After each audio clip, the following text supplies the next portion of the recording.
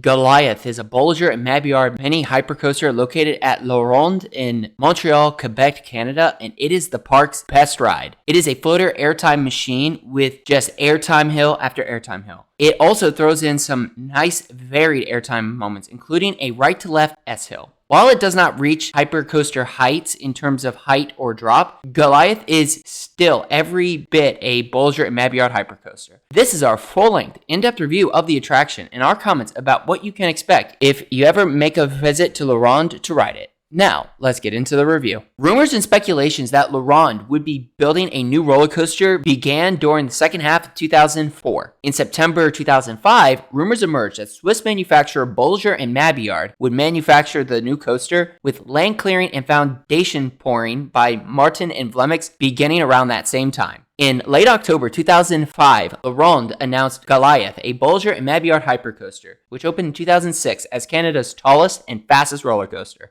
Goliath stands 175 feet or 53.3 meters tall, has a little over 4,000 feet or 1,230 meters of track, and reaches a top speed of 68.4 miles per hour or 110.1 kilometers per hour. It only held Canada's height and speed records for a little under 2 years, losing both of those records to Canada's Wonderland's Behemoth, another Bolliger & Mabillard hypercoaster which opened in May of 2008. While it no longer holds any Canadian coaster records, Goliath is still a great ride. Goliath is located towards the very back of La Ronde on the other side of the park's lake. To get to the ride from the park's front entrance, you go straight past the park's centerpiece structure and take a right towards Le Monstre, the large dueling wooden roller coaster. You continue along the park pathways towards the ride's front entrance. As you approach the ride, you will see Goliath's final turn into its waiting brakes, the ride's station building, and a large wood and stone entrance arch displaying the ride's name and logo. This entrance arch looks cool, especially with those two stone pedestals standing as supports for the wood holding up the ride sign. You make your way through the queue where you will not see any theming and up some stairs onto the ride platform. As you reach the ride platform, you will again not see any theming, though you will see one of Goliath's two 9-row 36-passenger trains. These trains are Bolliger & Mabillard's older hypercoaster trains, like the ones you can find on Apollo's Chariot at Busch Gardens Williamsburg or Nitro at Six Flags Great Adventure, which have the traditional 9-row 4-cross seating and the older style seats. Goliath's trains also do not have seatbelts. Once you have boarded your train, secured your clamshell restraint, and cleared dispatch, you proceed forward straight towards the lift hill to begin your ride. As you climb up the lift hill, you get incredible views of the surrounding area, including the St. Lawrence River and the nearby city, before reaching the top and plummeting down Goliath's 171-foot or 52-meter tall first drop sloped at 70 degrees. While this first drop does not have the same 200-plus foot tall drops as other Bolliger & Mabillard hypers, it gives a great pop of floater airtime for those sitting in the very back row of the train. You just get flung up out of your seat. As you reach the bottom of the first drop, you bank slightly towards the right and fly up Goliath's first camelback airtime hill. You come off that airtime hill and fly up another camelback airtime hill, followed by another camelback airtime hill. These three airtime hills give great floater airtime. You get good floater airtime while climbing up each of these hills if you are sitting in the very front row, and while coming off of them if you are sitting in the very back row of the train. As you come off that third airtime hill, you take a rightward banking climb upwards before whipping leftwards into the ride's turnaround. The climb up onto this turnaround gives a nice pop of airtime for those sitting in the front row on the left side. As you come off that turnaround, you bank slightly leftwards, which gives a good pop of floater airtime for those sitting towards the very back of the train. You bank slightly towards the right and fly up yet another camelback airtime hill, which gives a decent pop of floater airtime, though this airtime hill has a trim brake on it. You come off that airtime hill and fly up another airtime hill, which gives some more floater airtime, followed by another floater airtime filled airtime hill. As you come off of that airtime hill, you fly up into the beginning of Goliath's finale, which begins with an awesome right to left airtime hill.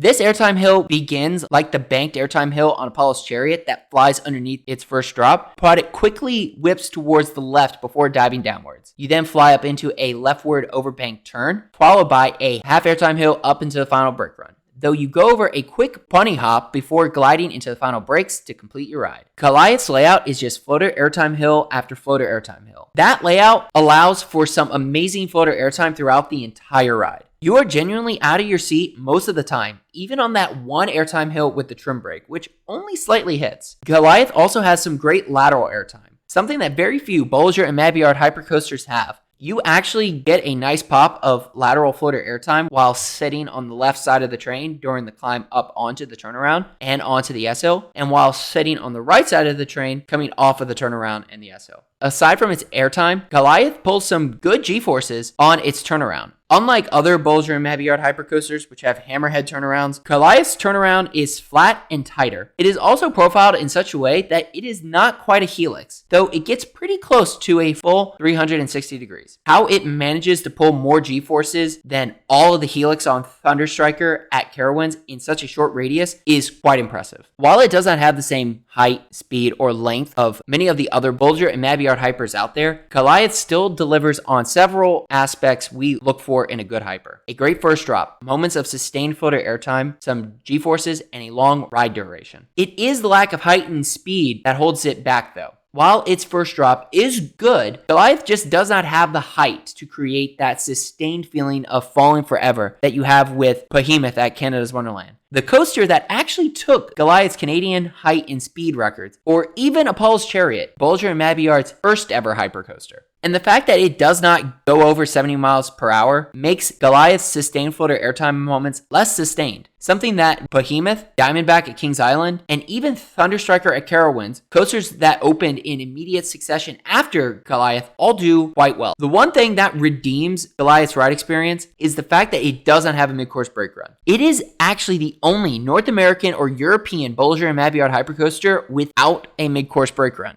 And that lack of a mid-course brake run helps tremendously with the ride's pacing, as the train flies from one element to the next in near rapid succession. While it does not have that second drop that you get on Bolliger and Mabillard hypers with a mid-course brake run, Goliath's layout more than makes up for it, as its finale is quite good. As for the best seat on the ride, it is definitely the back row on the left side. The elements hit so much better in that seat, though the front row on the right side is also quite good. Aside from the ride experience, Goliath has a few additional things worth noting. The first of which is the queue. Its queue is long and does not have much shade at all. The second thing is that operations can be hit or miss. Sometimes the ride operators are just rolling trains, especially after they get into a rhythm. With 2 train operations, wait times really aren't that bad. Other times, ride operators will take forever loading and dispatching trains, even with 2 trains, which definitely backs things up. Regardless, Goliath is La Ronde's headlining attraction and one of the best roller coasters in Canada behind Canada's Wonderland's Big 4, especially if you are able to get a night ride, which is very good. La Ronde's headlining attraction is a floater airtime machine with some unique moments, including a floater airtime filled right to left S-hill and an overbanked turn.